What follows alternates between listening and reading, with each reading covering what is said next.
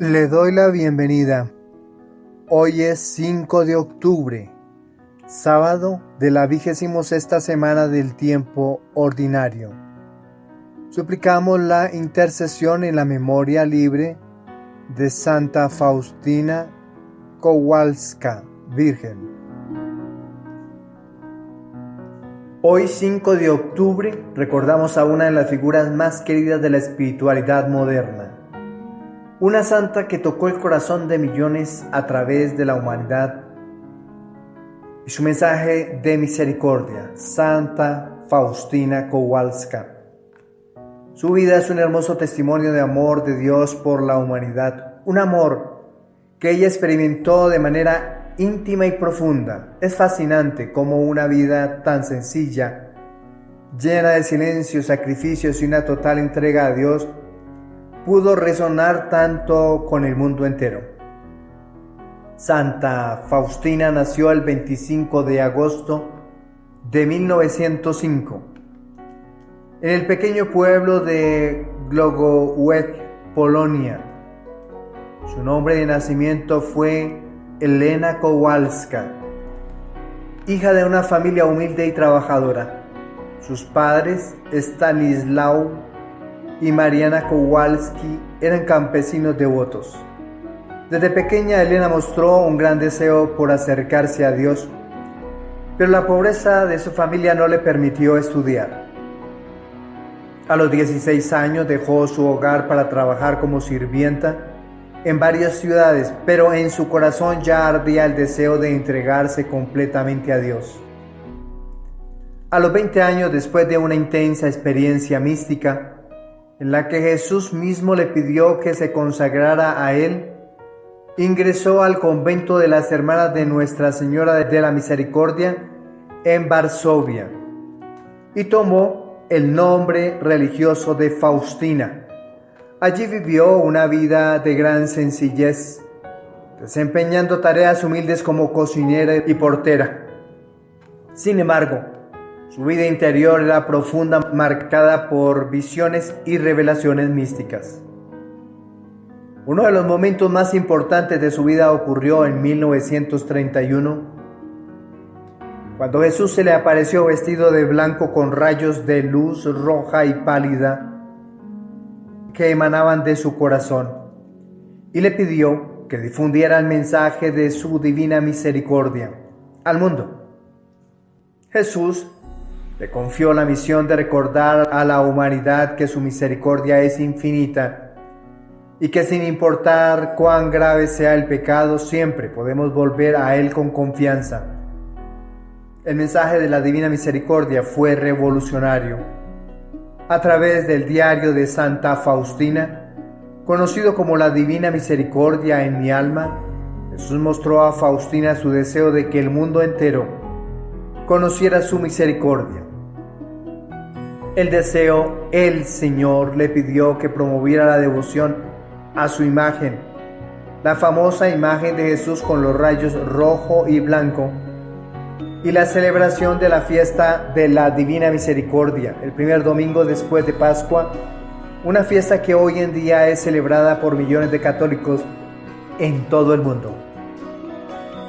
Uno de los milagros atribuidos a la intercesión de Santa Faustina ocurrió en 1995, cuando una mujer llamada Maureen Digan, que sufría de una enfermedad incurable llamada linfedemia, experimentó una curación instantánea y completa tras rezar en la tumba de Faustina en Polonia.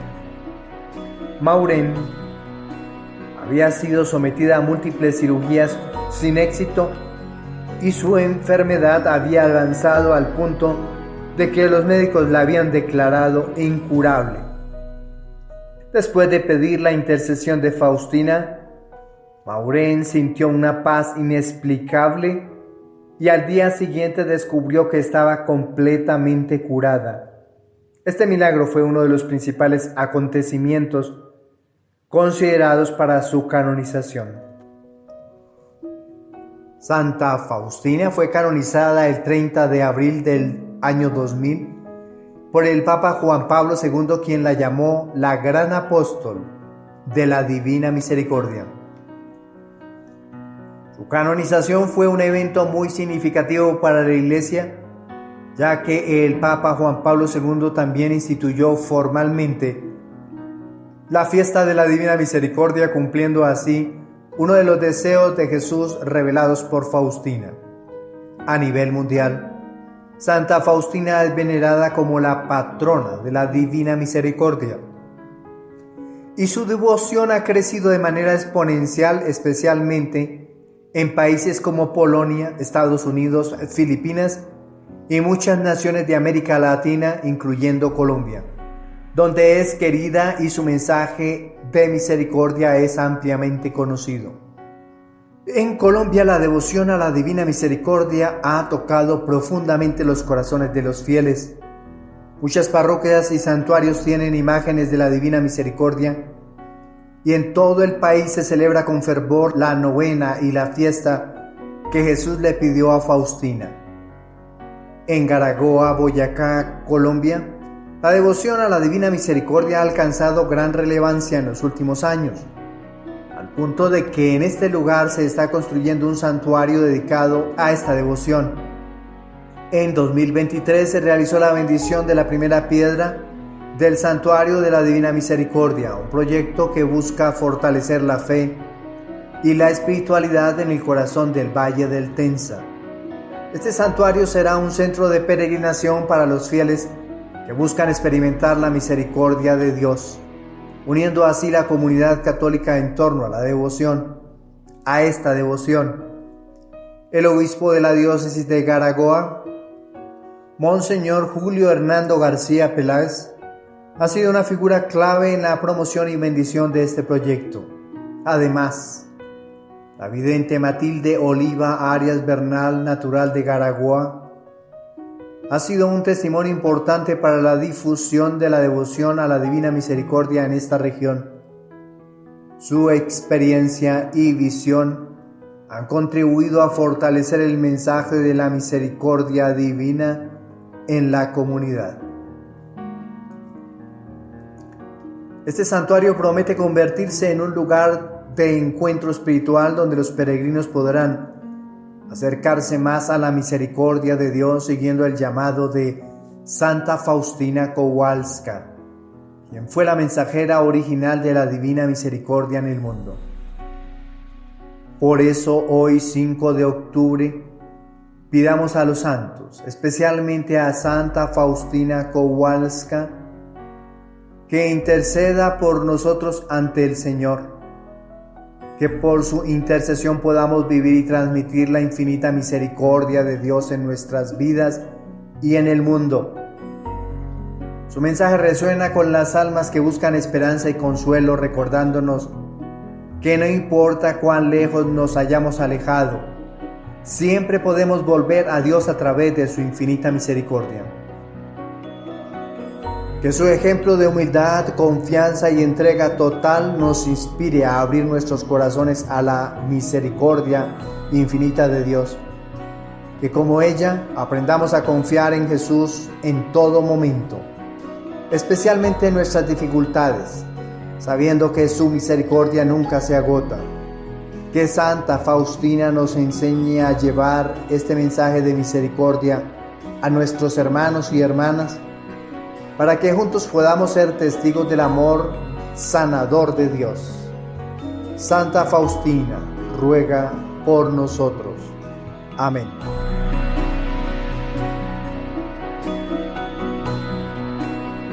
Le invito a disponer su oído, la mente, también el corazón, para proclamar el Evangelio propuesto para la liturgia de este sábado. Le proclamo la buena noticia de nuestro Señor Jesucristo según San Lucas, capítulo 10, versículos desde el 17 hasta el 24. En aquel tiempo los 72 volvieron con alegría diciendo: Señor, hasta los demonios se nos someten en tu nombre. Jesús les dijo: Estaba viendo a Satanás caer del cielo como un rayo. Miren, les he dado el poder de pisotear serpientes y escorpiones y todo poder del enemigo, y nada les hará daño alguno. Sin embargo, no estén alegres porque se les someten los espíritus. Estén alegres porque sus nombres están inscritos en el cielo. En aquella hora se llenó de alegría en el Espíritu Santo y dijo: Te doy gracias, Padre, Señor del cielo y de la tierra, porque has escondido estas cosas a los sabios y entendidos y las has revelado a los pequeños. Sí, Padre, porque así te ha parecido bien. Todo me ha sido entregado por mi Padre, y nadie conoce quién es el Hijo sino el Padre, ni quién es el Padre sino el Hijo y aquel a quien el Hijo se lo quiera revelar.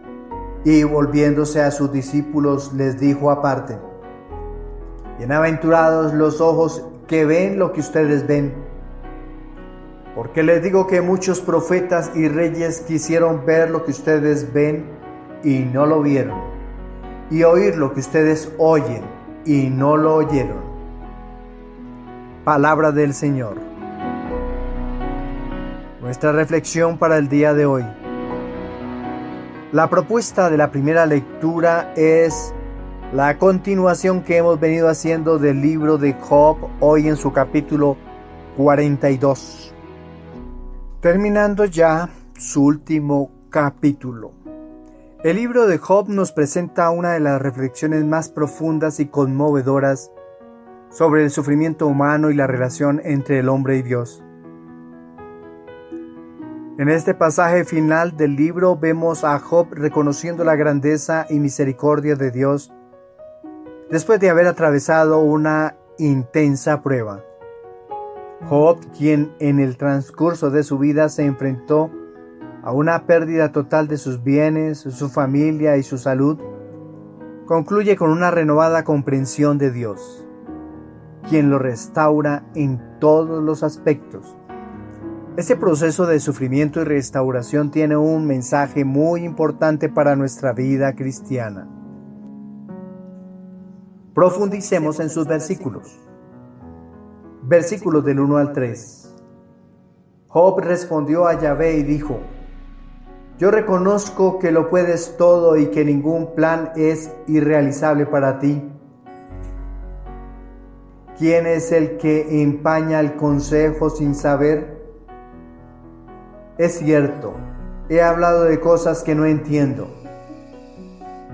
de maravillas que me superan y que ignoro. Aquí Job reconoce la omnipotencia de Dios. Su declaración, ningún plan es irrealizable para ti, muestra una aceptación profunda de que todo lo que sucede en la vida, incluso el sufrimiento, está bajo el control divino. Job confiesa que ha hablado de cosas que no comprendía, poniendo en evidencia la limitación del conocimiento humano frente a los misterios divinos. El verbo hebreo utilizado en este contexto es yadá, que significa conocer. Subraya la diferencia entre el conocimiento humano limitado y el conocimiento total de Dios. Versículos del 5 hasta el 6. Yo que conocía solo de oídas, mas ahora te han visto mis ojos. Por eso me retracto y me arrepiento en el polvo y la ceniza. Este es un punto de quiebre en la vida espiritual de Job.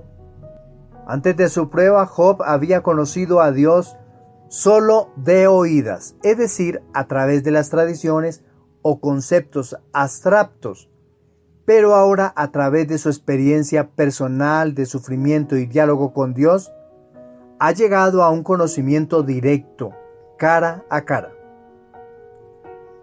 Así como en el versículo anterior veíamos la palabra conocer yada, para Job Job pasa de un conocimiento superficial de Dios a un conocimiento íntimo y personal. También nos encontramos con que dice el texto bíblico: mas ahora te han visto mis ojos. El autor sagrado utiliza la palabra hebrea ra'aj, que es ver. Expresa una nueva visión no solo física sino espiritual. Job, con humildad, se retracta y se arrepiente, un acto de reconocimiento de su fragilidad humana y su total dependencia de Dios. Este verbo, ra'aj, refleja la experiencia de Job de pasar de oír hablar de Dios a verlo verdaderamente a través de su prueba. El polvo y la ceniza del que nos habla, y me arrepiento en el polvo y la ceniza, simbolizan tanto la mortalidad humana como el arrepentimiento. El autor sagrado utiliza las palabras hebreas afar, be'efer, polvo, afar, be'efer, ceniza. Representa el arrepentimiento profundo y la mortalidad humana. Versículos del 12 hasta el 16. Le invito a ir a su Biblia para hacer lectura de estos dos versículos a partir de su misma Biblia. Si se le dificulta, pueden escanear el código QR que hay en el póster de este video o de este podcast.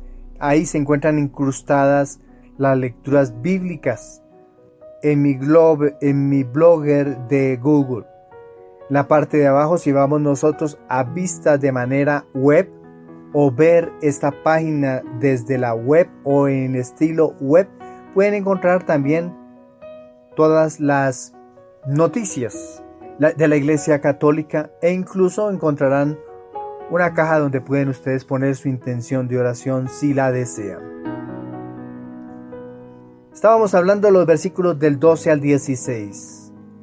El final del libro de Job nos muestra cómo Dios, en su infinita misericordia, restaura a Job en abundancia. Lo que es especialmente relevante es el hecho de que Job recibe una nueva familia y una vida larga. Esto no significa que los sufrimientos anteriores se borran o se olvidan, sino que Dios puede traer una restauración más allá de lo que el hombre puede imaginar.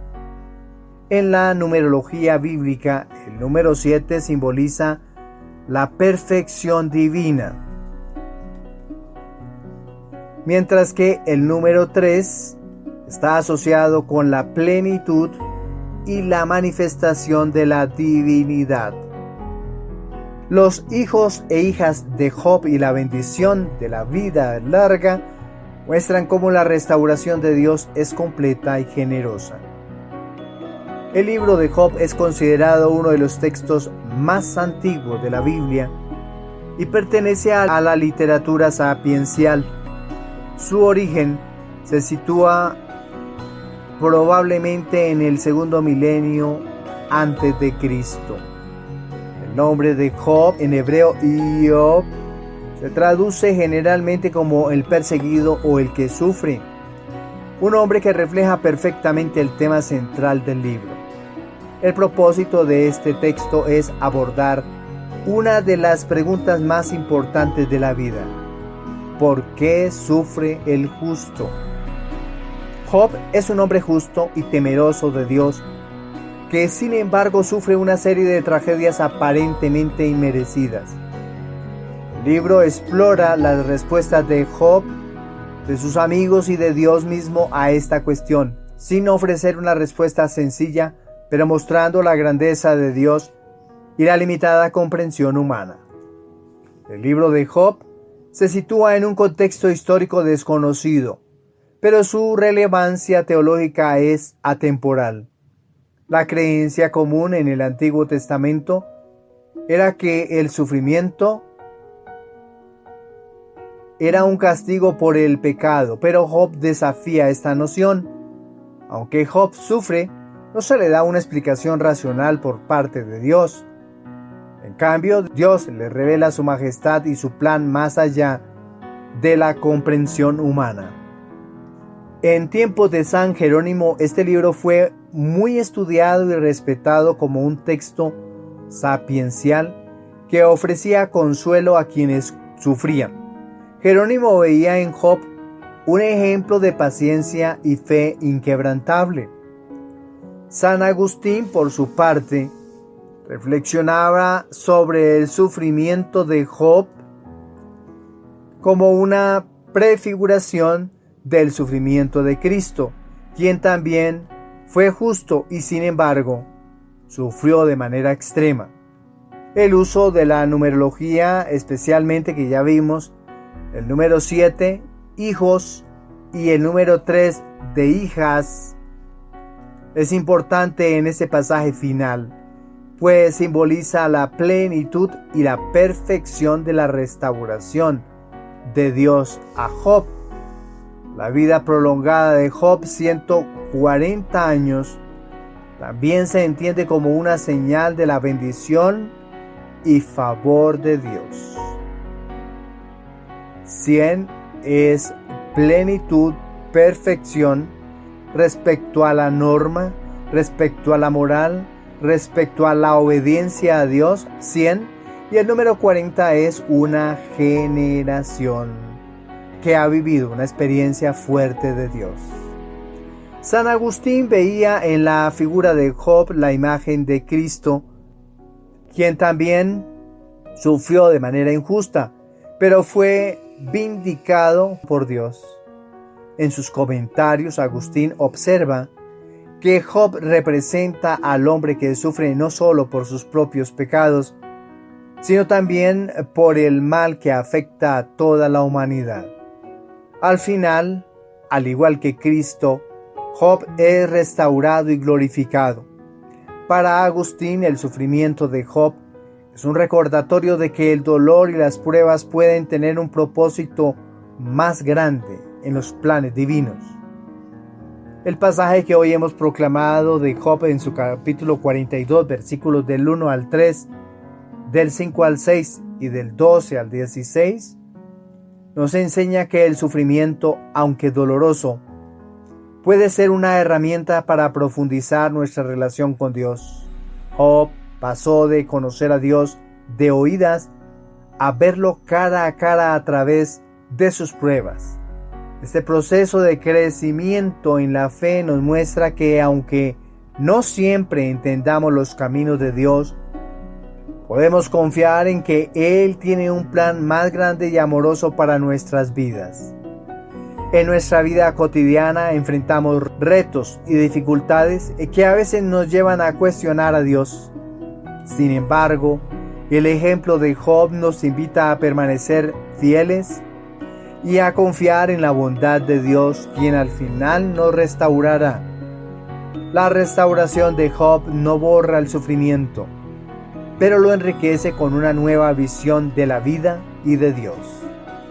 Hoy, en este sábado 26º del tiempo ordinario, pidamos a Dios la gracia de mantenernos firmes en nuestra fe, especialmente en los momentos de prueba, que como Job podamos decir: te conocía de oídas, mas ahora te han visto mis ojos.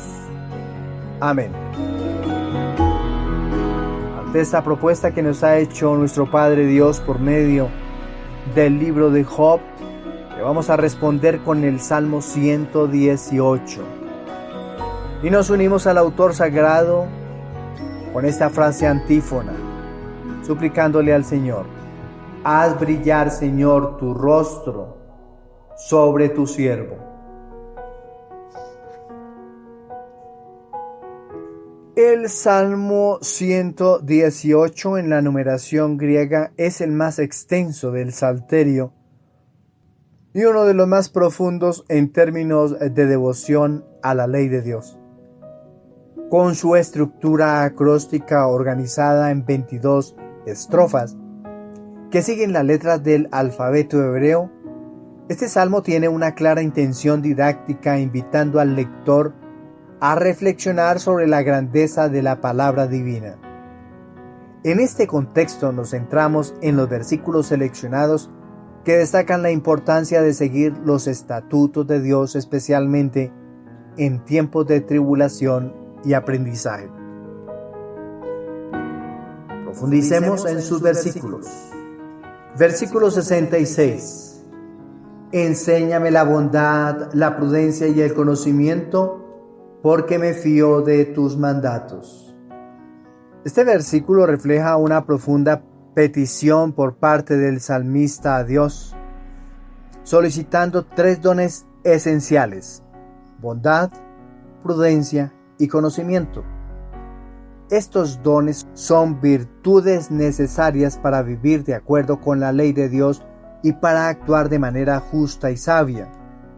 Cada una de estas virtudes tiene significado especial. Por ejemplo, la bondad, que en hebreo es tov. El salmista pide ser enseñado en lo que es verdaderamente bueno. En este caso, la bondad tiene un matiz moral y espiritual que se refiere no solo a hacer lo correcto, sino a ser justo y misericordioso en todos los aspectos de la vida. En segundo lugar, nos habló de prudencia. Prudencia en hebreo, ta'am. La prudencia es la capacidad de discernir correctamente, de tomar decisiones sabias en situaciones complejas. El salmista pide no solo saber qué es bueno, sino también tener la sabiduría para aplicarlo en su vida diaria de manera justa y equilibrada. Y en tercer lugar, conocimiento. En hebreo, da'at. Este conocimiento no se refiere simplemente a la acumulación de información, sino al entendimiento profundo de la voluntad de Dios. El salmista busca un conocimiento espiritual que le permita comprender el propósito y los mandamientos divinos. El salmista muestra una dependencia total de Dios al pedirle ser instruido en estas virtudes. Esto refleja una actitud de humildad, reconociendo que solo Dios puede otorgar la capacidad para actuar con bondad, prudencia y verdadero conocimiento. El hecho de fiarse o confiar en los mandatos de Dios subraya la importancia de la confianza en su ley como guía última para la vida. Este versículo también es una invitación a todo creyente a buscar no solo cumplir con la ley de Dios, sino a interiorizarla profundamente en el corazón. La bondad, prudencia y conocimiento son virtudes que transforman no solo el comportamiento externo, sino también el ser interior, acercando al individuo cada vez más a la imagen de Dios. San Agustín, en su comentario sobre los Salmos, resalta que pedir bondad, prudencia y conocimiento es alinearse a la voluntad de Dios, dejando que su sabiduría guíe nuestras decisiones. Para Agustín, la verdadera sabiduría viene de vivir de acuerdo con la voluntad divina y no confiando únicamente en la capacidad humana. Este versículo del Salmo 118 es entonces un recordatorio de la importancia de pedir a Dios las virtudes necesarias para vivir según su ley y confiar en que su sabiduría nos llevará por el buen camino. Versículo 71. Bueno es para mí haber sido humillado para que aprenda tus estatutos. Este versículo nos recuerda la enseñanza del sufrimiento.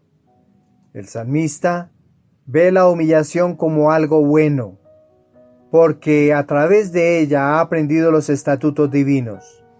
El término hebreo anaj, traducido como humillado o afligido, subraya la idea de un sufrimiento que no es en vano, sino que tiene un propósito pedagógico. Esta experiencia recuerda el proceso por el que pasó Job, quien en medio de su aflicción profundizó su comprensión de Dios, Así como el sufrimiento de Job fue un medio para acercarse más a Dios, el autor sagrado encuentra en su humillación una oportunidad para aprender y crecer espiritualmente. Versículo 75. Yo sé, Yahvé, que tus juicios son justos y que con razón me humillas. Este versículo reafirma la fe del salmista en la justicia de Dios. Aquí el salmista acepta con humildad que la corrección divina es justa. El hebreo mishpatim, que significa juicios, hace referencia no solo a decisiones legales, sino también a la voluntad divina en su sentido más amplio. Dios, en su sabiduría, usa las pruebas y aflicciones para moldear y guiar a sus hijos. Este versículo subraya que aunque a veces la vida pueda parecer injusta desde una perspectiva humana, los caminos de Dios siempre son rectos y justos. El creyente debe aceptar con humildad las correcciones divinas. Versículo 91. Por tus juicios subsisten hasta hoy, porque todo está a tu servicio. Este versículo refleja la permanencia de la creación bajo el dominio de Dios. La estabilidad del cosmos se basa en los juicios de Dios, una expresión de su orden y control absoluto sobre el universo. En hebreo, ya lo vimos, mishpatim no solo denota la justicia de Dios, sino también su soberanía en la creación. Todo lo que existe está al servicio de Dios. Y esta verdad asegura al salmista que la obediencia a sus estatutos es parte de ese orden divino. Esto también conecta con el contexto de Job, donde Dios revela a Job su soberanía sobre toda la creación, mostrándole que su sufrimiento está bajo el control divino. Versículo 125. Soy tu siervo, dame entendimiento para que conozca tus dictámenes. Aquí el salmista se identifica como siervo de Dios, pidiendo comprensión para poder seguir fielmente los dictámenes de Dios. El término hebreo Eved, que significa siervo, indica una relación de total dependencia y sumisión a Dios. El salmista reconoce que sin el entendimiento otorgado por Dios es imposible vivir conforme a sus estatutos. Esto resalta la humildad del creyente, quien necesita la iluminación divina para cumplir su voluntad. En este sentido podemos ver una resonancia con la oración de Salomón por sabiduría en el primer libro de los Reyes, en el capítulo 3, versículo 9. Y el deseo de Job de entender los caminos de Dios en medio de su sufrimiento. Y terminamos con el versículo 130.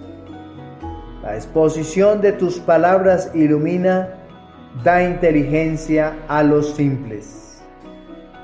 Este versículo destaca el poder de la palabra de Dios para traer luz y comprensión. El hebreo peti, que traduce simples, da inteligencia a los simples, se refiere a aquellos que son humildes y no sabios en los caminos del mundo. Sin embargo, al recibir la revelación divina, incluso los simples pueden obtener sabiduría. La ley de Dios es una luz que ilumina el camino del justo, dándole discernimiento para navegar por la vida. En el contexto del sufrimiento de Job, esta idea también resuena, aunque a veces nos sentimos simples o confusos ante los misterios de la vida. La palabra de Dios puede ser nuestra guía. El Salmo 118 es un acróstico o un poema didáctico del que ya hablamos, de 22 secciones, una por cada letra del alfabeto hebreo. lo que refleja un cuidado artístico y una intencionalidad educativa. Este tipo de estructura era común en la literatura sapiencial para ayudar a la memorización y la enseñanza de la ley. La temática central del Salmo es la meditación y la alabanza de la ley divina, no solo un código legal restrictivo, sino como un camino hacia la vida plena y la sabiduría. La palabra clave que encontramos aquí es Torah, que se repite a lo largo del Salmo y puede traducirse como ley, pero también puede referirse a enseñanza o instrucción. No se trata solo de seguir reglas, sino de entrar en una relación con Dios a través de su palabra revelada. En el contexto de la vida del pueblo de Israel, la ley de Dios no solo era un conjunto de mandamientos, sino el centro de la vida espiritual y social. El salmista expresa un profundo amor por la ley, no solo como un código de conducta, sino como la expresión de la voluntad de Dios para su pueblo. El énfasis de la obediencia a la ley en medio de la oposición, como lo refleja este salmo, es una respuesta a la tentación de abandonar los caminos de Dios cuando enfrentamos dificultades o persecuciones. San Jerónimo en sus estudios del Salmo enfatizó que la ley de Dios debía ser interiorizada y vivida no solo en el cumplimiento externo de normas, sino en el corazón del creyente. San Agustín, por su parte, veía en la ley un reflejo del Verbo divino, es decir, Cristo mismo, quien es la palabra encarnada. Para Agustín, el Salmo 118 también prefiguraba la vida del cristiano que en medio de las tribulaciones del mundo debe meditar constantemente en la palabra de Dios. El Salmo 118 nos invita entonces a hacer de la palabra de Dios nuestra guía en cada aspecto de la vida. Así como el salmista busca obediencia, sabiduría y comprensión a través de la ley, también nosotros debemos cultivar un amor profundo por la enseñanza divina. Los versículos que hemos reflexionado nos muestran que incluso el sufrimiento y la humillación pueden ser caminos para aprender los estatutos de Dios, como ocurrió con Job. En el sábado 26º del tiempo ordinario, recordemos que la verdadera sabiduría proviene de la meditación de la palabra de Dios, que es luz en medio de nuestras dificultades y oscuridades. Que la confianza en la justicia de Dios nos mantenga firmes y, como el salmista, podamos decir: la exposición de tus palabras ilumina, da inteligencia a los simples. Amén. La propuesta del Evangelio. El pasaje que hoy hemos leído del evangelista San Lucas en su capítulo 10, versículos del 17 al 24, los discípulos regresan de su misión con gran alegría, informando a Jesús que incluso los demonios se les someten en su nombre. Este texto presenta un momento significativo en el que Jesús reafirma la autoridad dada a sus seguidores, pero también los invita a una profunda reflexión. Más importante que el poder sobre los espíritus malignos es su relación con Dios y la certeza de su salvación. Jesús responde con alegría, pero redirige su entusiasmo hacia algo aún más importante. A través de esta respuesta, Jesús enseña que, aunque los signos de autoridad y poder sobre los demonios son importantes, la verdadera dicha radica en estar inscritos en el cielo. Luego se dirige en la oración a su Padre, abandonándolo por revelar estos misterios a los pequeños, los humildes, y no a los sabios y entendidos del mundo. Profundicemos en sus versículos. Versículo 10. Los 72 volvieron con alegría diciendo: Señor, hasta los demonios se nos someten en tu nombre. Aquí vemos la emoción de los discípulos al experimentar el poder del nombre de Jesús. El nombre de Jesús es más que un simple título, es una fuente de poder y autoridad divina. La alegría de los discípulos revela su sorpresa ante la efectividad de su misión. Versículo 18. Él les dijo: yo veía a Satanás caer del cielo como un rayo.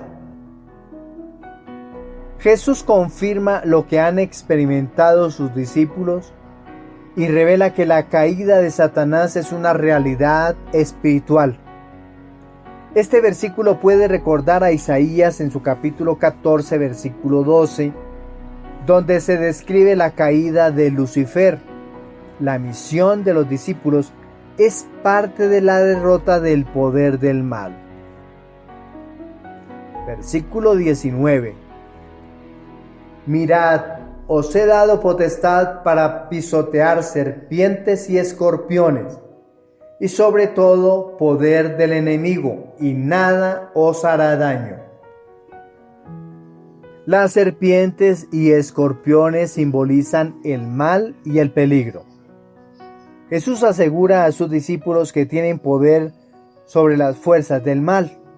Ese poder no es físico, sino espiritual, ya que nada en el mundo material puede dañar sus almas si permanecen fieles a Él. Versículo 20. Sin embargo, no os alegréis de que los espíritus se os sometan. Alegraos de que vuestros nombres están escritos en los cielos.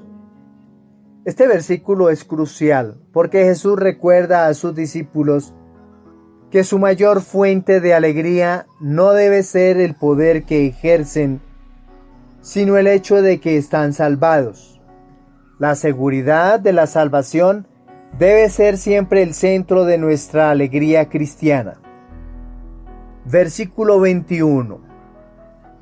En aquel momento se llenó de gozo Jesús en el Espíritu Santo y dijo: Te alabo, Padre, Señor del cielo y de la tierra, porque has escondido estas cosas a sabios e inteligentes y las has revelado a pequeños. Sí, Padre, porque así te ha parecido bien. Jesús muestra su agradecimiento al Padre por revelar los misterios del reino a los pequeños, es decir, a los humildes, los discípulos, que tal vez no eran considerados sabios o poderosos en términos humanos, son los que entienden el reino. Versículo 22. Todo me ha sido entregado por mi Padre y nadie conoce quién es el Hijo sino el Padre, ni quién es el Padre sino el Hijo y a quien el Hijo se lo quiera revelar. Este versículo revela la profunda relación entre Jesús y el Padre. La autoridad de Jesús viene directamente de Dios y solo a través de Jesús podemos conocer verdaderamente al Padre. Y culminamos con los versículos del 23 al 24. Volviéndose a los discípulos, le dijo aparte: Dichosos los ojos que ven lo que vosotros veis, porque os digo que muchos profetas y reyes quisieron ver lo que vosotros veis y no lo vieron, y oír lo que vosotros oís y no lo oyeron. Jesús cierra este pasaje con una declaración poderosa. Sus discípulos son bendecidos al ser testigos de la manifestación del reino de Dios en persona. Muchos de los grandes de la historia de Israel anhelaban este momento. Este pasaje que hoy hemos proclamado nos recuerda que el poder y la autoridad dados por Jesús son dones importantes, pero que lo verdaderamente esencial es estar en una relación profunda con Dios. El mensaje de Jesús trasciende las meras demostraciones de poder, dirigiéndose a la salvación y la revelación de Dios en los corazones humildes. Como lo mencionan los santos padres, particularmente San Jerónimo y San Agustín, el centro de la vida cristiana no está en el poder, sino en la relación con Dios. San Agustín, por ejemplo, nos recuerda que el mayor milagro es la transformación de un alma pecadora en una justa, según lo que está contenido en su sermón 77. Podemos aprender una lección muy similar en la naturaleza. Observemos a las mariposas. Antes de su transformación, son orugas. En su estado inicial no parecen tener un gran destino, pero a través de un proceso de metamorfosis, llegan a ser criaturas hermosas, capaces de volar. La mariposa no se alegra solo porque ahora puede volar, sino porque ha sido transformada en algo completamente nuevo. De la misma manera, los discípulos de Jesús y nosotros mismos no debemos encontrar nuestra mayor alegría en los dones o poderes que tenemos, sino en la transformación interior que Dios obra en nuestras vidas. Como las mariposas, estamos en un proceso de cambio y crecimiento espiritual. La verdadera dicha no radica en lo que podamos hacer o lograr, sino en lo que somos en Cristo. ¿Qué podemos concluir? Este pasaje del texto del Evangelio de San Lucas nos invita a profundizar en nuestra relación con Dios, recordándonos que los verdaderos discípulos no se glorían en su poder, sino en el hecho de que sus nombres están escritos en el cielo.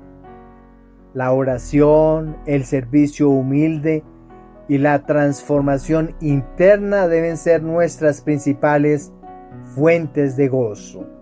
Para todos un feliz día, feliz fin de semana, que el Señor nos siga colmando de su alegría, como también de su bendición. Felicidades.